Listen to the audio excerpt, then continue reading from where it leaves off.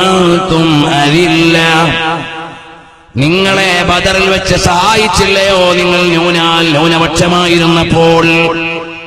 എന്നാൽ അതേ ഖുർആൻ തന്നെ പറയാണ്, ലഖദ് നഫറകുമുല്ലാഹു ഫീ മവാത്തിന കസീറത്തിൻ വയൗമ ഹുനൈൻ, നിങ്ങളെ ഒരുപാട് സ്ഥലത്ത് അല്ലാഹു തആല സഹായിച്ചിട്ടുണ്ട്. ഹുനൈൻ യുദ്ധത്തിലെ സഹായം എങ്ങനെ ഉണ്ടായിരുന്നു? ഇദാ അഅജബതുകും കസറതുകും ഫലം തുഗ്നി അൻകും ശൈആ വളാഖത് അലൈകുമുൽ അർളു ബിമാ റഹബത് ثم വല്ലൈതും മുദ്ബിരീൻ. നിങ്ങൾ അംഗബലത്തിന്റെ പെരുമയിൽ ഇറങ്ങിയപ്പോൾ അംഗബലത്തിന്റെ വണ്ണം നിങ്ങൾക്കൊന്നും നൽകിയില്ല. അങ്ങനെ നിങ്ങൾ വിഷമിച്ചില്ലയോ? വിശാലമായ ലോകം നിങ്ങൾക്ക് ഇടുക്കമായി അനുഭവപ്പെട്ടില്ലേ? നിങ്ങൾ പിൻവാങ്ങിയില്ലേ? ثم أنزل الله سكينته على رسوله وعلى المؤمنين وأنزل جنودا لم تروها وعذب الذين كفروا وذلك جزاء الكافرين. പിന്നീട് അല്ലാഹു സുബ്ഹാനഹു വ തആല അല്ലാഹുവിന്റെ റസൂലിനും മഹാന്മാരായ മുഅ്മിനീങ്ങൾക്കും സമാധാനം നൽകി, വിജയം നൽകി.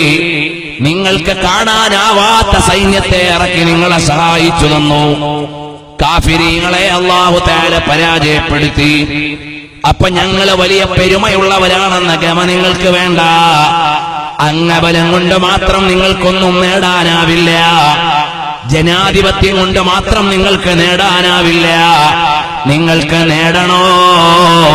അല്ലാഹ് എന്ന ചിന്തയിൽ വന്നോ? നിങ്ങൾക്ക് നേടണോ? അല്ലാഹുവിന്റെ റസൂലിന്റെ വഴി സ്വീകരിച്ചോ? അല്ലാതെ ഞങ്ങളുടെ പരിപാടിക്ക് ഒരുപാട് ആളുണ്ടെന്ന് മാത്രം ഞാൻ ചിന്തിച്ചു പോകരുത്, സംഘാടകര് ചിന്തിച്ചു പോകരുത്. നമ്മുടെ എല്ലാ പ്രവർത്തനങ്ങളും ജയിക്കേണ്ടത് ലില്ലാഹ്, അല്ലാഹു സ്വീകരിച്ച് ഒപ്പുവെക്കുമ്പോഴല്ലാതെ അംഗീകാരം ലഭിക്കൂല. ഈ പരിപാടി ഉദ്ഘാടനം ചെയ്ത റഈസുൽ ഉലമാ സുലൈമാൻ ഉസ്താദ് എത്ര വലിയ ആഴമുള്ള ഉപദേശങ്ങളാണ് നൽകിയത്. ഞാൻ ഉസ്താദിന്റെ കൂടെ കഴിഞ്ഞ വെള്ളിയാഴ്ച മസ്കറ്റിൽ ഇന്റർനാഷണൽ മീലാദ് കോൺഫറൻസിൽ പങ്കെടുക്കുമ്പോ ഉസ്താദ് അവരുടെ മദ്ഹ് ചൊല്ലിക്കൊണ്ട് അവിടെ ഒരു വിദ്യാർത്ഥി നല്ല പാട്ടുപാടി. അപ്പോൾ വിനയത്തിന്റെ പര്യായമായ ഉസ്താദ് അവരുടെ പറയാണ്, നിങ്ങൾ എന്നെ വലുതാക്കിയിട്ട് കാര്യമില്ലല്ലോ, അല്ലാഹ് വലുതായിട്ട് സ്വീകരിക്കണ്ടേ. അതിനാണ് നിങ്ങൾ ദുആ ചെയ്യേണ്ടത്. പാട്ടുപാടിയ കുട്ടികൾ തെറ്റുകാരല്ല, അവര് നല്ലതല്ലേ പറഞ്ഞുള്ളൂ. പക്ഷേ എന്നെക്കുറിച്ച് എനിക്കല്ലേ അറിയുള്ളൂ. അല്ലാഹയല്ലേ നമ്മളെ നന്നാക്കേണ്ടത്, അല്ലാഹയല്ലേ സ്വീകരിക്കേണ്ടത് എന്ന വളരെ വലിയ പാഠമുള്ള വാക്കുകളാണ് ആയിരങ്ങൾ പങ്കെടുത്ത പരിപാടിയിൽ വെച്ച് പറഞ്ഞതെങ്കിൽ മഹാന്മാരുടെയൊക്കെ ഖൽബ് അല്ലാഹുവിലേക്ക് തിരിഞ്ഞിരിക്കുകയാണ്. നമ്മൾ വിചാരിക്കും അവര് നല്ല വെടിപ്പുള്ള വസ്ത്രമിട്ട് നല്ല ഉയർന്ന കാറിൽ ഉയർന്ന വാഹനത്തിൽ അവര് തേരാ പാരാ ലോകത്ത് മുഴുവനും പങ്കെടുക്കുന്നു. എന്നാൽ അവരുടെ ഖൽബുകൾ എപ്പോഴും ചിന്തിക്കുന്നതിലില്ല, അല്ലാഹു എന്ന ചിന്തയിലാണ് അവർ കഴിഞ്ഞുകൂടുന്നത്.